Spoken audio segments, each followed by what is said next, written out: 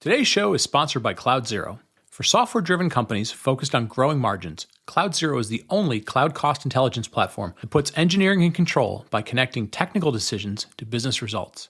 By analyzing cloud services like AWS and Snowflake, CloudZero provides real-time cost insights that help you maximize margins. Engineering teams can answer critical questions like, who are my most expensive customers? How much does this specific feature cost our business? What's the cost impact of re-architecting this application? With cost anomaly alerts via Slack, product-specific data views, and granular engineering context that makes it easy to investigate any cost, CloudZero is your complete cloud cost intelligence platform, connecting the dots between high-level trends and individual line items. Join companies like Drift, Rapid7, and SeatGeek by visiting cloudzero.com/cloudcast to get started today. That's cloudzero.com/cloudcast. Cloudcast Media presents from the massive studios in Raleigh, North Carolina. This is the Cloudcast with Aaron Delp and Brian Gracely, bringing you the best of cloud computing from around the world. Good morning, good evening, whoever you are, and welcome back to the Cloudcast. We're coming to you live from our massive Cloudcast studios here in Raleigh, North Carolina. And this is Aaron, and I'm back for the Wednesday intro section again this week. I just rolled in from moving my oldest daughter into college, university for you European listeners, and I've been offline for a few days, and as I'm recording this, we just completed a 10-hour car drive to get home. So no cloud news this week, but I did want to mention two quick things before we get onto our main topic. First, a word of caution for everyone out there. As you may have heard about a month ago now, I caught COVID, like so many others. It was mild at first, and then developed into some secondary things that took a number of visits to the doctor and numerous different treatment plans, medicines, as the symptoms kind of changed and morphed throughout the month. And only within the last couple days, I would say I'm feeling 100% again. It could have been much more serious if we didn't catch it and stay on top of it over the last few weeks. So my advice to everyone out there, be careful with you and your loved ones with COVID. Stay on top of things, consult your doctors, and especially if you just don't get over it quickly. Secondly, a quick PSA for the show itself. We have many new listeners this year. And first of all, thank you. If you enjoy the show, please rank us or review us where you get your podcasts if they allow that. It helps others find us and continue to grow the show and continue to offer great content and guests. And speaking of guests, keep the suggestions coming, either through Twitter or email, which, by the way, show@thecloudcast.net. With that, I'm going to wrap this up. And coming up after the break, we have Niall Dalton, co-founder of Seaplane IO, talking about simplifying the deployment of complex applications and improving operations with a multi-cloud control plane. Today's sponsor is Datadog, a real-time monitoring platform that unifies metrics, logs, and distributed traces from your cloud containers and orchestration software. Datadog's container-centric monitoring features allow you to track the health and performance of your dynamic container environment. The container map provides a bird's-eye view of your container fleet, and the live container view searches, groups, and filters your containers with any criteria, like tags, pods, or workspaces. To start monitoring your container clusters, sign up for a free trial today, and Datadog will send you a free t-shirt. Visit datadog.com/container-cloudcast to get started. That's datadog.com/container-cloudcast. Today's show is sponsored by Lightstep Incident Response, built on the ServiceNow platform used by over 6,000 companies worldwide. Lightstep Incident Response allows you to scale your incident response team without adding to your monthly bill. With intelligent on-call scheduling and escalations, you get the full context of your service health. Lightstep Incident Response immediately pinpoints issues and uses machine learning to send group text, reducing your time to respond. And you can seamlessly orchestrate alert and incident triage with on-call scheduling across Slack, Teams, Zoom, desktop, and mobile. So get started today with a free 30-day trial of Lightstep Incident Response by visiting lightstep.com/cloudcast. That's lightstep.com/cloudcast. And get a free t-shirt after your first alert or incident. And we're back. And folks, you know, there's always a couple of things that we really enjoy doing throughout the year. And if you've listened to the show for a while, you know we've loved to do it. year after year, which is always go out and find not only interesting new companies that are getting started, that are just starting to expand in the market, but also start to look at people that kind of look at problems in a different way, that look at some of the challenges that have been going on for a while, maybe haven't kind of found a sweet spot for being solved, and really are looking at things from a different perspective. And so today we're going to do both those things. We get a chance to talk to a company that is fairly new, a couple of years old, but also looking at, how do we deploy applications on a global basis, make it easier for our developers, make it easier for our operations team. And so really excited to have Niall Dalton, who is co-founder of Seaplane IO. Niall, welcome to the show. Great to have you on. Thanks, Brian. Wonderful to be here. We're gonna dive into Seaplane in all sorts of wonderful details. But before we get started, give us a little bit of your background. You've not only as a founder of Seaplane, but you've been around a number of things as an entrepreneur, as an engineer. So give us a little bit of your background, and then ultimately what led you to start founding Seaplane. Sure. So I'm one of those people that's wandered around a little bit, Sure. kind of up and down the stack. So I usually describe myself as a systems technologist, just to take the emphasis off any particular type of technology. So over the years, just thinking about it stack-wise, working bottom up, I've done things like worked on the hardware level. Okay.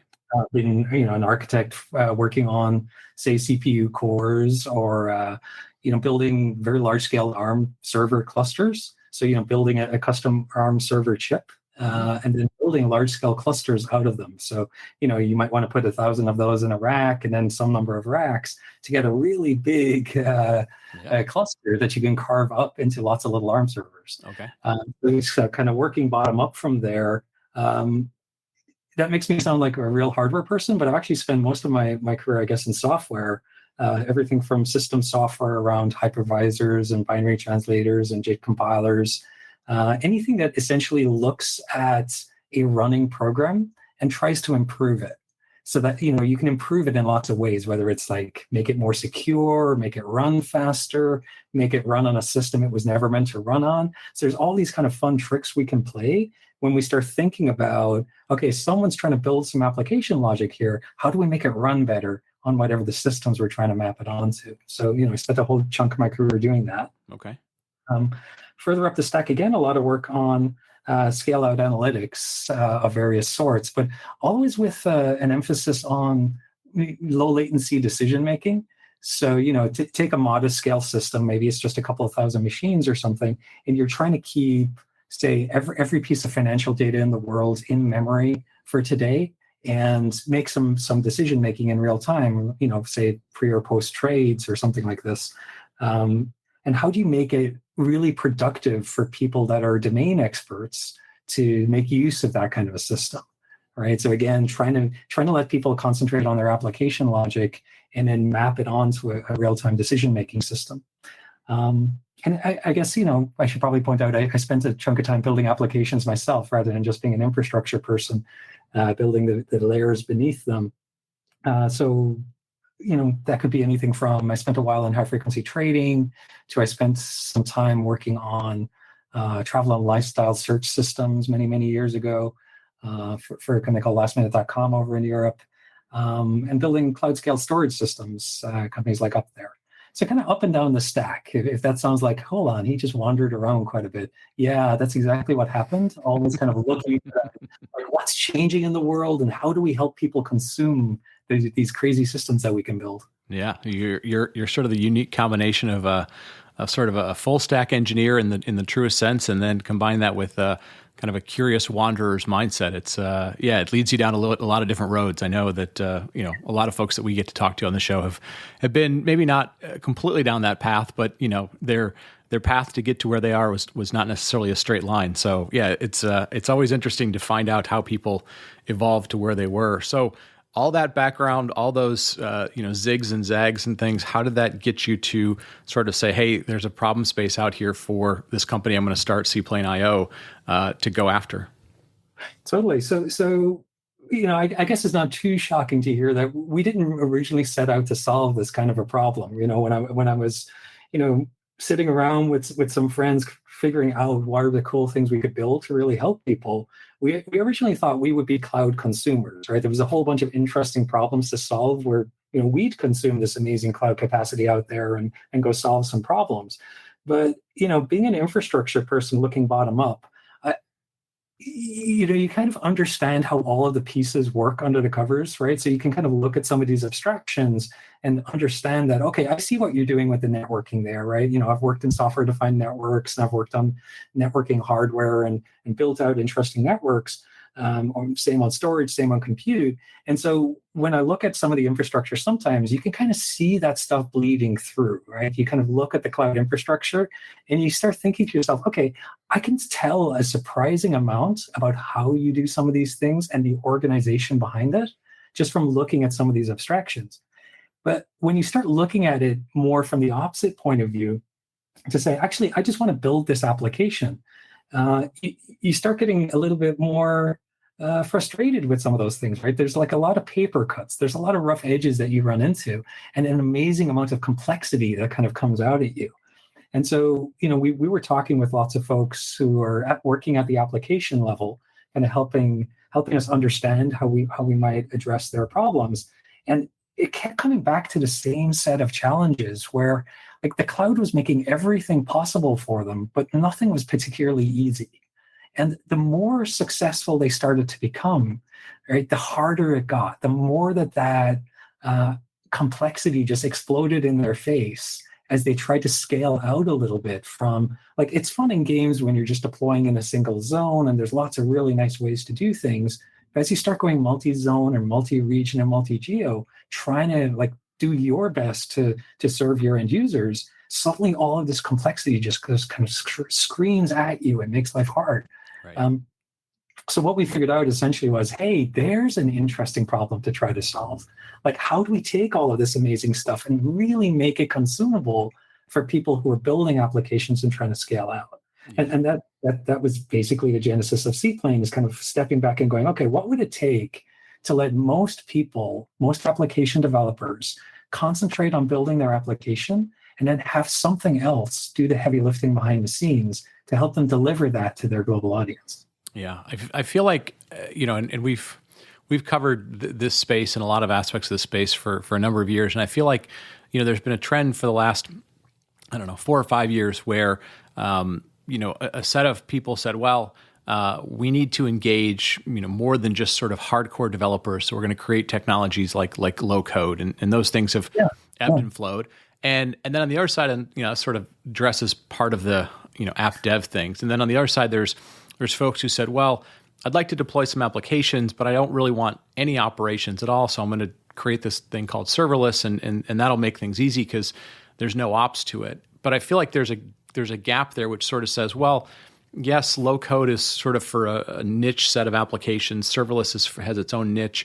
But if I really just wish that, like you said, there was less paper cuts, there was less running with scissors, there was less sort of complexity to deploying applications, especially when you start saying, hey, every time there's a cloud outage, you see companies that should be more intelligent have outages, and you go, boy, people they haven't quite figured out how to do multi-cloud, how to do multi-region, how to do multi-zone types of deployments. And it feels like you guys are looking at that piece of the puzzle, that piece of the challenge, and really trying to take that head on.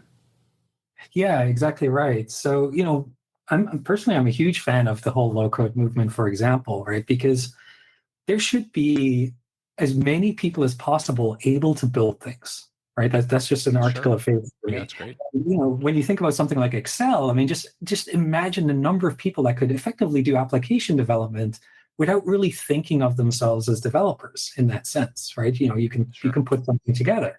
And so, as you say, the serverless thing is a partial answer, where I think there's a whole bunch of upsides where, you don't really have to think about in as much detail about, okay, where is my code running? Like where is it running? When is it running? Why is it running at that time for which user? All of that stuff gets taken care of for you. But there's a lot of, obvious complexity that's under the covers that you're being protected from. But the trade-off that you're making with these services is that you have to kind of rethink how you're developing this application, right? So for all the huge numbers of people out there who are working in more traditional development environments or have existing bits of software or are building complex applications out of a whole bunch of existing pieces of software, it's really, really hard for them to be able to take full advantage of that serverless world, even though they can kind of look on with envy to think, okay, why do I have to micromanage servers? Why do I have to micromanage where and when these things are running? Why do I have to micromanage like the wiring if I want to put two regions together and have some computation that's happening in the European Union with data that must live there, but I've got pieces that need to interact and so on. And suddenly they find themselves spending way too much time kind of micromanaging all of the interconnections there and the different services you have to layer up to make that work. Yep. So if you think about, okay, how can we deliver this similar upside without making them micromanage that stuff? You start thinking about, well, why do you have to think about where the load balancers are? Why do you have to think about these gateways? Why do you have to think about these wires? Like, is it actually essential, or is it essentially an accident of how the clouds have been kind of built bottom up, right? Yep. And to me, it starts looking an awful lot more like it's just an accident of history where people have gotten bogged down in, okay, why do I have to think about, I've got this GeoDNS thing going on at the top level, then that gets you to some kind of regional load balancer. Maybe I've got some Anycast thing going on to optimize where I'm arriving in as a client. Like, why am I having to do all of that stuff? And effectively what's missing, and you can tell we enjoy cheesy puns around here, effectively from our point of view, what's missing is the control plane, right? The seaplane that says, okay, you're trying to run this application. You're trying to get it to run where and when it's needed in response to your traffic. You're trying to get it to respect some business rules that you have about, I want to deploy this thing in the EU or make sure this data site is geo-locked to the EU. Well, you should be able to do that, express your intent to some system, but then have the system itself take care of you from all of that, assembly of the underlying infrastructure. Yeah. And dealing with the failures, dealing with edge optimizations, whatever it is, that's kind of not essential for your application. It's really just you're micromanaging the infrastructure. And that felt like the wrong layering, essentially. And it felt like, okay, maybe we shouldn't be in this situation as a typical application developer. Cool. So let's say I'm a developer. I'm listening to this and I go, yeah, I want that world that Niall just talked about where I wrote my code. I sort of know what the business logic looks like, and I can kind of explain it, in business sense here. I want it to be available. Here's maybe some constraints I have. Like walk me through what is that? What does my interaction now look like with Seaplane in terms of saying it's day one, I want to go deploy my application. What do I have to do? What do you guys do? Kind of walk me through what that looks like. Sure. So we can jump into the middle on day one, but I think there's even a little bit upstream on day zero where you're really just thinking about the design and figuring out, okay, what do I have to take responsibility for before I go deploy? And I think even there, what I see with a lot of application development teams is cloud architecture stuff starts to infect their design, right, in ways that it really shouldn't. So I think people really should just be concentrating on their core application logic, containerizing it as usual. And then as they head towards the deployment stage, right? So it's day one, we're trying to push that thing out there. Really, like from first principles, what would we imagine the right answer would be, right? Mm-hmm. You've got your CI/CD pipelines, you want to do some scripting, whatever it is. So I think the right answer is, look, you're going to want an API, let's say a REST API. You're also going to want some SDKs and some command line tooling built around that API for you to be able to express, hey, I want to run this collection of containers, right? Okay. And so, my application is made up of a few different types of containers. They should be able to kind of scale independently as they need to, depending on the user traffic. And I just want to be able to express to you that here's a collection of things. Let's call it a formation of containers. That formation internally should be able to balance how many replicas you're running of these things, where and when those things are running. And I just want to be able to push that to you to say, hey, I've built a container. It's coming out of my CI/CD pipeline, or however you choose to do it. And I just want to tell you, hey, can you take responsibility for running this and delivering it to my end user, right?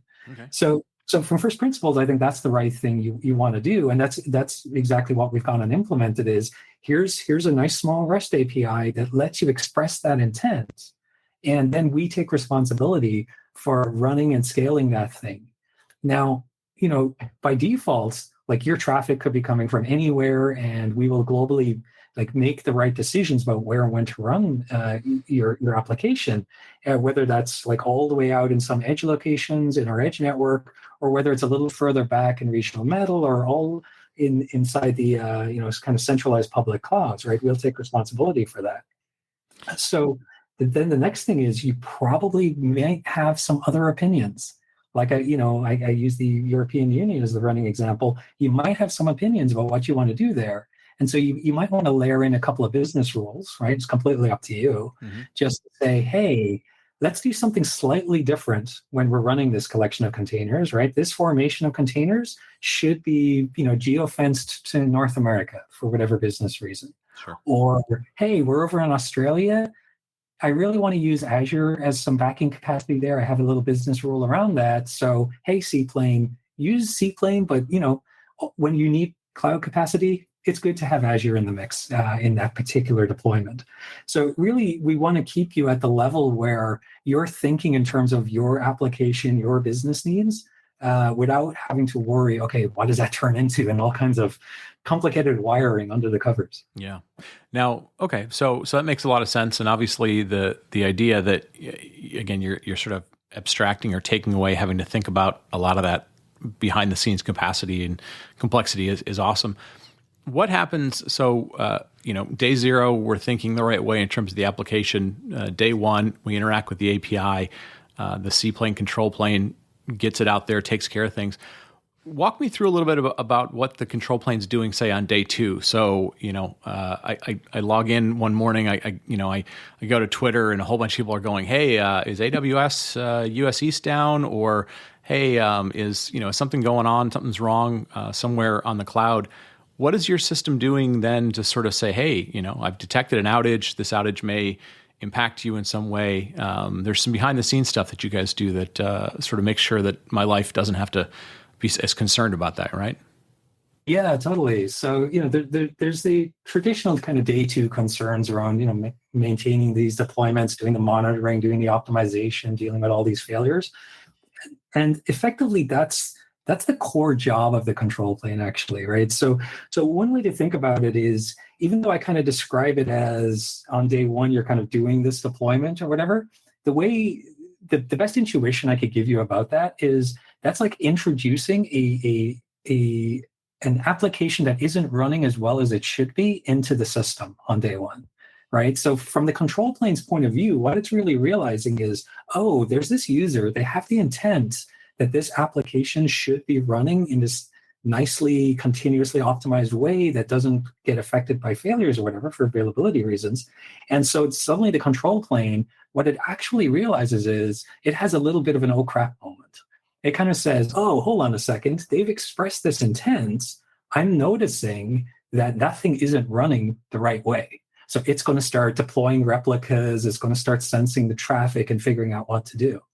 And so on day two, it's effectively still in that mode of I'm continuously monitoring this, I'm continuously optimizing this, because the developer has still expressed this intent that this application should be running, and I'm responsible for it now. So the control plane is kind of looking at a whole bunch of different signals. So you mentioned we'll have our annual AWS outage, when the haunted zone goes down, and what we'll end up noticing from the Seaplane side is the control plane will kind of see, okay, I'm continuously monitoring 6 or 7 different clouds. I've got all these regional bare metal things. I've got all of these edge deployments, and I'm continuously sensing where and when there's a problem. Now, to be honest, like a hard failure is actually the easier case, right? Like if you suddenly lose a whole chunk of capacity, like someone yanked the power cable from a data center, that's actually the easier case to kind of spot and react to. The uglier version of it is when things start flapping around, or you have some kind of gray failure, or something where it's like it's not clear exactly what's happening. You just know that you're affecting the operation of the application. But no matter whether you're in a kind of a hard stop failure mode or a more gray out type mode, effectively the control plane is seeing, okay, life is normal. In other words, I have some partial failure in some infrastructure globally. And what I'm doing is just adjusting continuously the scheduling of these things, right? So that's kind of one set of signals just based on the application, the infrastructure that it needs and the failures we're observing. And then on the other side of it, it's kind of continuously sensing, okay, what's the demand for this application? Is it heavy in Australia? Is it heavy in the US right now? And where should I be adjusting that deployment? So you get this kind of continuous monitoring, continuous optimization, and it's effectively that is the core operation of the underlying control plane, is to keep you alive, keep you optimized, and it does it with this kind of continuous monitoring of many different signals. Interesting. And Seaplane, and you guys take care of all that for you. It's a SaaS service. You sort of take care of all that for people, correct? Exactly. You just push the application to us, and then that's what our control plane sits and does continuously for you. And so you get a lot of things that kind of pop out almost for free from a control plane that does that for you, because it kind of starts spreading your risk in ways that are generally, for most application teams, way too hard, right? So imagine you want to spread your risk by using two different public clouds. Yeah. Then for a lot of people, that's just too hard. Right. And we've seen things in the past. I know, for a lot of our listeners, they lived through sort of VMware and things like vMotion and stuff that happened that was pretty amazing technology at the time. But it had some options where it said, well, look, by default, we can take care of all this stuff for you, and we'll monitor things and we'll move things around. And for a lot of people, it was like, whoa, hold on a second. I don't know how much control I want to give up. How much, now we're evolved to 2022. People have, seen a lot of things. How much do you guys do automatically? How much do you still have to sort of say, hey, there's some interesting changes that could happen here, some optimizations. Mr. and Mrs. Customer, do you want to do that? Is it still kind of a push and pull sort of thing? Is everything automatic? How's the sort of ongoing interaction between you and your customers? Sure, it defaults to fully automatic. Right. That's the kind of least friction path. Sure. It's you kind of come in and say, look, do whatever you think best, right? Like you know what my budget looks like, what my traffic looks like, what you're coping with in terms of infrastructure. Do whatever the scheduler thinks best. Now, as you start thinking about, okay, I don't want to give up all of this control. I think the right trade-off is you don't want to have to micromanage the infrastructure. What you really want to do is have policies that let you express the controls that you want to enforce, right? So I think the right thing to do for our customers is to say, look, we're going to be transparent about the fact that it's not Seaplane or these clouds, or we're not trying to convince you that, we've got special infrastructure that's unique to us and it doesn't use any of the edge locations or bare metal or public clouds or anything. We're very upfront about the fact that we're a control plane that's kind of delivering you across that infrastructure. So if you want to come in and express opinions like, hey, it really should be backed by AWS over in Europe, but for business reasons, it's GCP in the US, then you should be able to express that. So we support those types of policies from a geo perspective, from a provider perspective, and so on. So if you wanted to, you could actually get super specific and micromanage that, look, I'm going to enforce that you're only allowed to have 3 replicas of this container, and I'm going to enforce that it's in AWS, and I'm going to enforce that it's in Germany. Like, okay, then that's a very restrictive way to use the control plane, but the control plane will kind of shrug and go, okay, we could do that and do the deployment, right? So you can get very specific, but you don't have to, I guess, is the message. Right. Well, and if you've worked with enough different companies and enough groups, you sort of realize there's always sort of the best practice that makes sense on whiteboards and PowerPoint presentations and all sorts of things, and then you realize like sometimes there's just a reason why they want to do stuff, and sometimes it's personal, and sometimes it's technical, and sometimes it's financial, and cool. Yeah, exactly. What are we could obviously we're not going to have enough time to go into all the details of what you do. Folks can obviously go out to the website. We'll put links in the show notes for doing that. What are some of the things that you guys are thinking about, maybe are kind of, coming down the pipe in terms of how the control plane can expand? What are some of the sort of interesting things that you're seeing in the market that you're going, we can do new and interesting or do more than you're doing today? Sure. Yeah. So I think it always comes back to data, Mhm. right? So we spent a chunk of time talking about compute, but everything that we've been talking about with compute really should apply to data as well, Sure. right? And I think the more you think about, once you make, say, a multi-region deployment of compute super easy, right? The the real questions start to percolate up about, okay, that's great. It makes perfect sense that my compute's over here. Where's the data that thing is accessing, right? And can I apply the same kinds of rules to that data location or which provider is holding that data, or whether it's even allowed inside the clouds, or whether I need Seaplane to keep it all at the edge for me, or whatever the design that makes sense for you. So I think the future for Seaplane is really bringing those same benefits across the kind of most needed data services that kind of any modern or cloud native application really needs. So, you can imagine, doing the same kind of thing for a SQL service, right? So I want to be able to, set up some tables, and then do my usual SQL queries over these tables.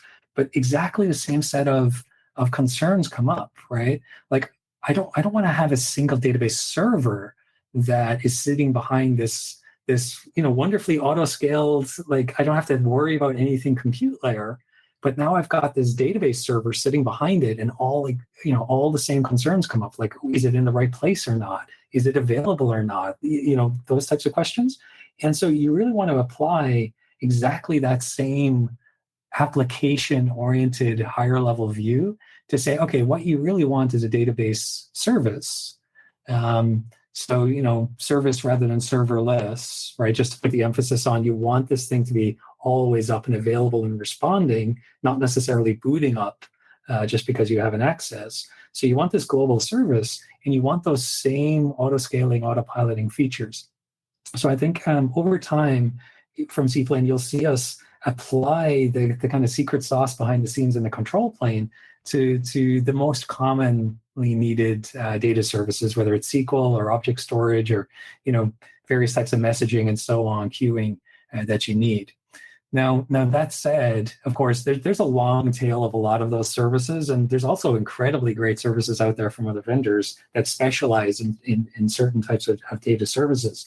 So, just like we always say, it's Seaplane plus those clouds, it's going to be Seaplane plus these other data things. Even though we can do data services natively, we'll make sure that our customers can always interact with whichever data services that they choose in the most optimized way, whether that's something they're running privately themselves inside some VPC in a cloud, or whether it's a cloud service from another vendor.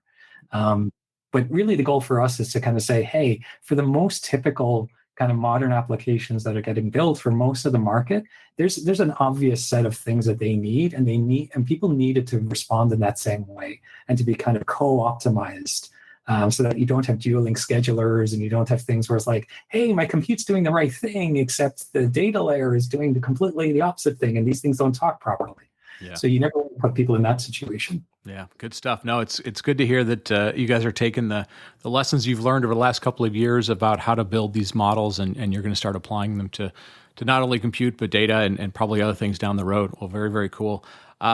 Niall, thank you so much. It's like I said, we love being able to dig into not only get to know new and emerging companies, but also people that are kind of thinking about problems that are pretty common to everybody, but really just haven't found a great solution yet. So thank you for helping us dig into Seaplane and learning how you guys deliver this multi-cloud control plane.